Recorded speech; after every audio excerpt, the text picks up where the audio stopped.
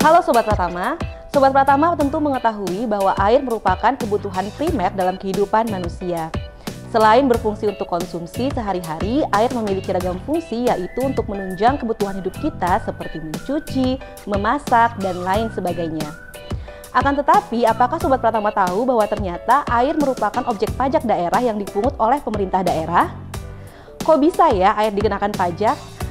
Padahal air merupakan unsur terpenting yang pastinya menyangkut hajat hidup orang banyak. Penasaran kan? Mari kita sama-sama memahami apa itu pajak air permukaan. Saya Anissa Sakdiah, inilah dia Barudak Series Pajak Daerah Pajak Air Permukaan.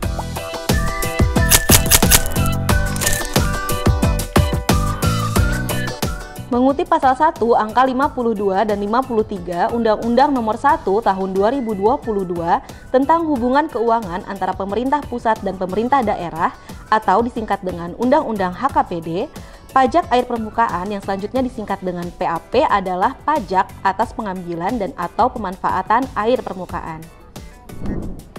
Secara sederhana, PAP adalah pajak yang dikenakan atas penggunaan air dalam jumlah tertentu yang tersedia di permukaan tanah.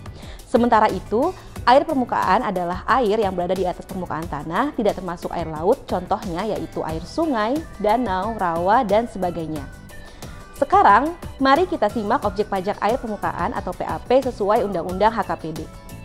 Sesuai pasal 28 ayat 1 Undang-Undang HKPD, objek PAP adalah pengambilan dan atau pemanfaatan air permukaan.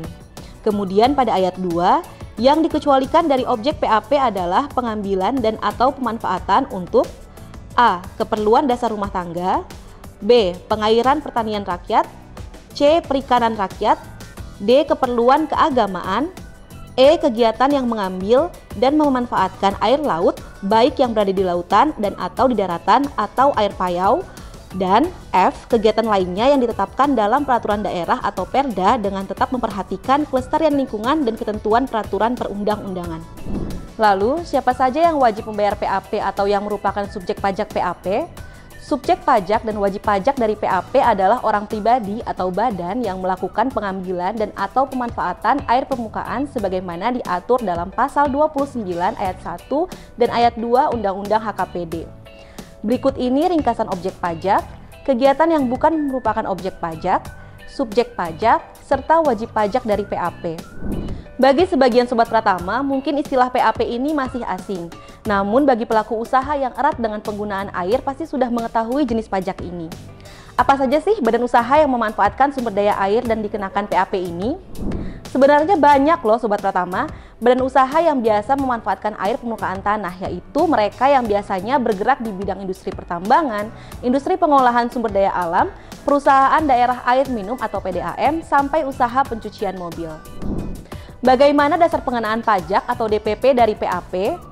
Berdasarkan pasal 30 ayat 1 dan ayat 5 Undang-Undang HKPD, DPP dari PAP diperoleh melalui perhitungan nilai perolehan air permukaan yang nilainya ditetapkan dengan peraturan gubernur.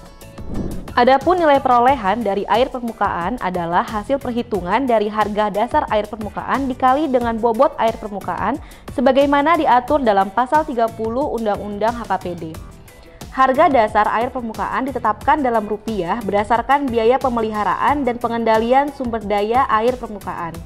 Sedangkan bobot air permukaan dinyatakan dalam koefisien yang didasarkan paling sedikit atas faktor-faktor seperti lokasi pengambilan, volume, dan kewenangan pengelolaan sumber daya air.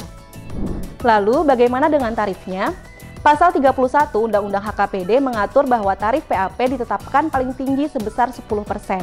Dalam hal ini, pemerintah daerah setempat memiliki kewenangan untuk menetapkan tarif PAP di masing-masing daerah melalui peraturan daerah atau Perda. Oleh karena itu, kebijakan tarif PAP dapat berbeda-beda di setiap daerah. Selanjutnya, bagaimana bagi hasil pembagian penerimaan dari PAP? Hasil penerimaan PAP dibagi hasilkan kepada pemerintah provinsi sebesar 50% dan kepada pemerintah kabupaten atau kota sebesar 50%. Kemudian, khusus untuk sumber air yang berada hanya pada satu wilayah kabupaten atau kota, porsi kabupaten atau kota menjadi lebih tinggi yaitu sebesar 80%.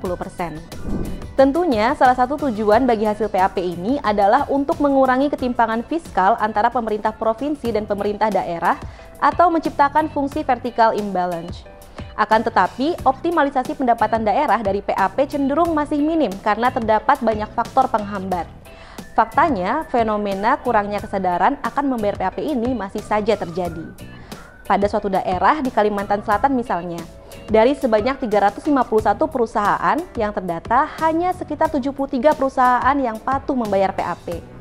Selain karena kurangnya pemahaman dan kesadaran dari pelaku usaha, ternyata kebanyakan dari para pelaku usaha tersebut belum memiliki surat izin pemanfaatan air atau SIPA. Mengingat air merupakan unsur yang menyangkut hajat hidup orang banyak, sangat penting bagi pelaku usaha untuk memahami dan mematuhi kewajiban PAP dalam rangka berkontribusi membangun daerah.